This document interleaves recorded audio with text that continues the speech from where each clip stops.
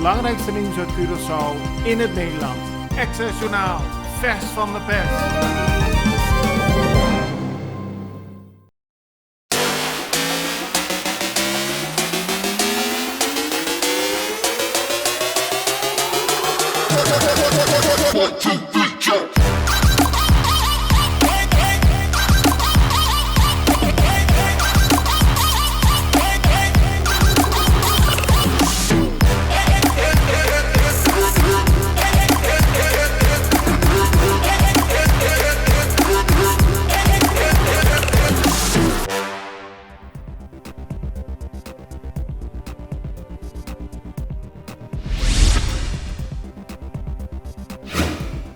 Minister van Verkeer, Vervoer en Ruimtelijke Planning Charles Couber heeft aangegeven dat er 1,3 miljoen gulden nodig is om ervoor te zorgen dat Curaçao weer terugkomt in de eerste categorie van de luchtvaartveiligheid.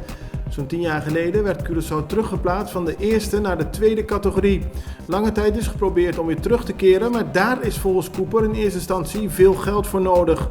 Zo zullen er meer mensen moeten worden aangenomen. Hij noemde een bedrag van 1,3 miljoen gulden en stelt dat er daarna hard gewerkt kan worden.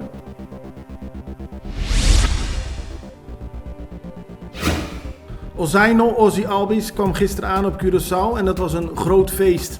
De honkballer van de Atlanta Braves, die eerder dit jaar de World Series hebben gewonnen, werd warm onthaald op zijn geboorteeiland. Veel mensen waren naar de luchthaven gekomen. Er waren veel mensen langs de kant van de weg tijdens de optocht naar zijn wijk Koraalspecht. Ook daar waren veel mensen die hem een warm onthaal gaven en lieten weten trots te zijn op Albies.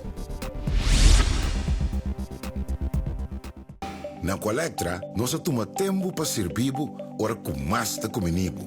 Llama no centro de cliente na telefone 0800-035 de Jaluna para Jabierne voor die setor de mente te cu setor de noche para turno serviço nang of patrão cita.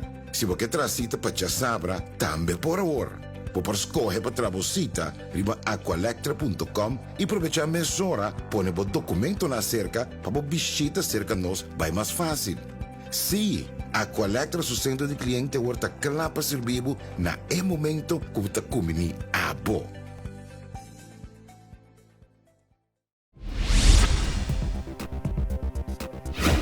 Ambulancemedewerkers hebben vanochtend een lichaam uit het water gehaald bij Piscadera. Het lijkt erop dat de man is verdronken tijdens een zwempartij. De politie onderzoekt momenteel wat zich precies heeft afgespeeld in het water. Een 19-jarige man is dit weekend beschoten toen hij zaterdagochtend vroeg met vrienden voor de deur van een huis aan de Wageningenstraat zat. Een auto reed voorbij en vanuit de auto werden meerdere kogels gelost. De man werd door vrienden naar het ziekenhuis gebracht. De politie onderzoekt de zaak en heeft onder meer een auto in beslag genomen waarin meerdere kogelgaten zaten.